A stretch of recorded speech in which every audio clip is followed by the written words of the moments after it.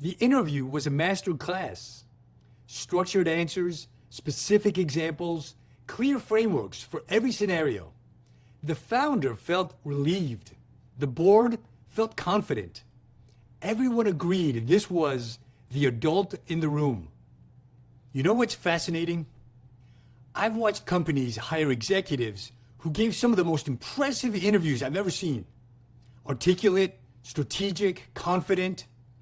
The kind of performance that makes everybody in the room exhale. And 6 months later, the company was moving slower than before the hire. Not because the executive failed catastrophically, but because they succeeded at the wrong things. Let me ask you something. What if the skills that make someone brilliant in interviews are precisely the skills that stall execution? What if interview performance and operational impact require opposite capabilities? Because here's what I've noticed over more than 20 years. The executives who interview perfectly often optimize for certainty. And growth stage companies don't run on certainty. They run on judgment ambiguity. Let me tell you about a founder I worked with. Series B company, strong product market fit, real momentum. They were hiring their first VP of engineering, critical role. The founder had been acting CTO. He needed to hand off the technical organization. One candidate emerged as the clear favorite. 20 years at multiple FANG companies, led teams of 200 engineers, spoke fluently about architecture reviews, process frameworks, OKRs. You know what happened? Velocity collapsed. Not immediately. That's what made it dangerous. The first month, things felt organized. The new VP introduced planning cycles, created RFC processes, established architecture review boards. On paper, it looked professional. But something subtle was happening. Decisions that used to take 2 days now took 2 weeks. Engineers who used to ship features autonomously now waited for approval. The product roadmap, which had been adaptive and responsive, became rigid and sequential. No single decision was wrong, but the cumulative effect was erosion. The company was moving like a much larger organization, except it wasn't a large organization. It was a 70-person company trying to act like it had 700. But here's what made this situation even more dangerous. And here's the part that matters. The VP wasn't incompetent. They were exactly what they'd been hired to do. Bring process, bring structure, bring adult supervision. The problem was the context. From first principles, here's what was happening. The VP had learned over 20 years at a large company that success meant minimizing risk, building consensus, and creating predictability. Those are valuable skills in the right environment. But this wasn't that environment. This was a company where speed mattered more than consensus. Judgment mattered more than process. And adaptability mattered more than predictability. The VP kept doing what had always worked, and it kept not working. Because the skills that make you successful in a stable, scaled organization can be actively harmful in a company still finding its way. I'd ask you to consider this. What if we've been measuring the wrong thing?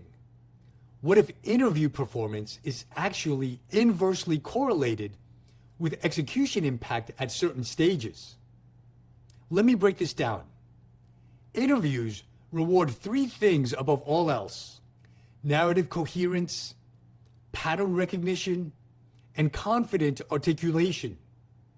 But growth stage execution requires comfort with incompleteness, willingness to act without precedent, and transparent uncertainty. Those are different skill sets, sometimes opposite skill sets. Let me give you a different example. I worked with another founder, Series A company, hiring their first VP of sales. They interviewed someone who had perfect narrative, 10 years in enterprise sales, built teams at 2 recognizable companies. The interview was flawless. Spoke about sales methodologies, pipeline management, and forecasting accuracy.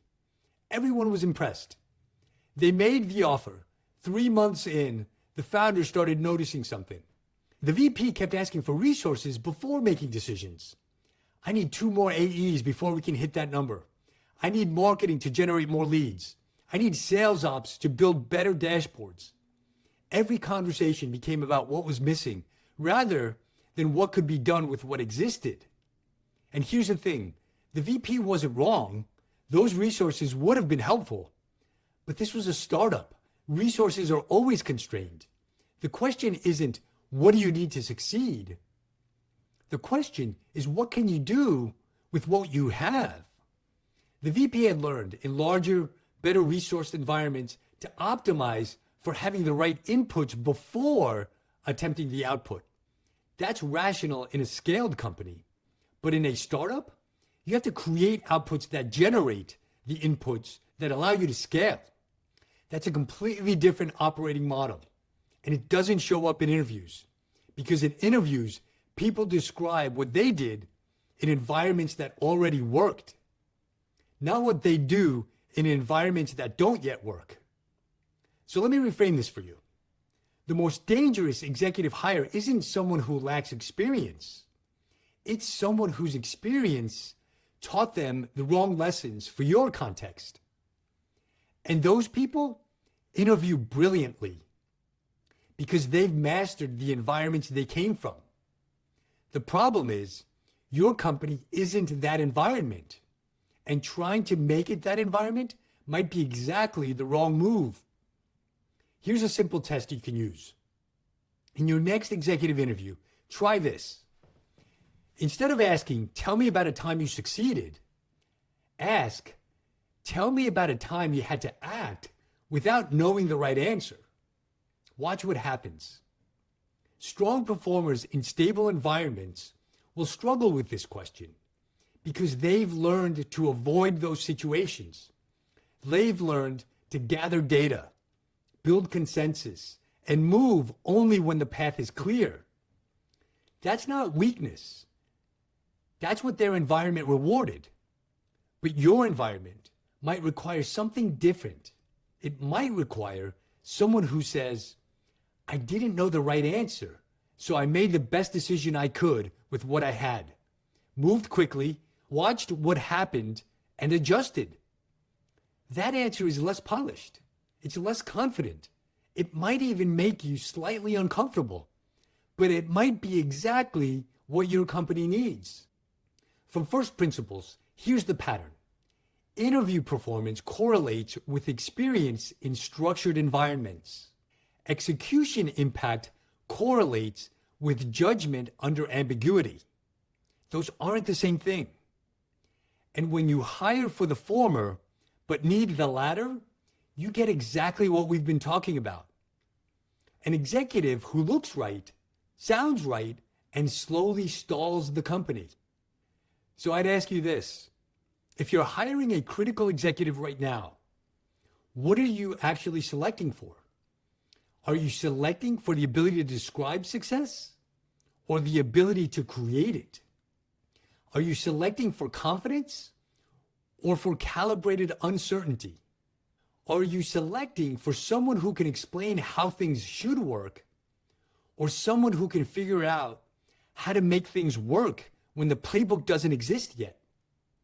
Because here's the uncomfortable truth. The candidate who makes you most comfortable might be the one who's most dangerous. The polished interview, the clean frameworks, the confident answers, those might be warning signs, not green lights.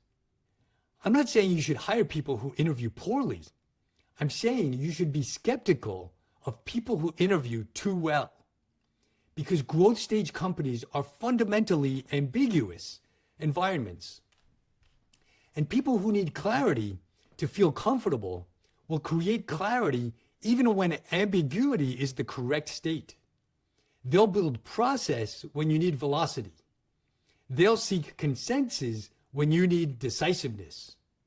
They'll optimize for predictability when you need adaptability.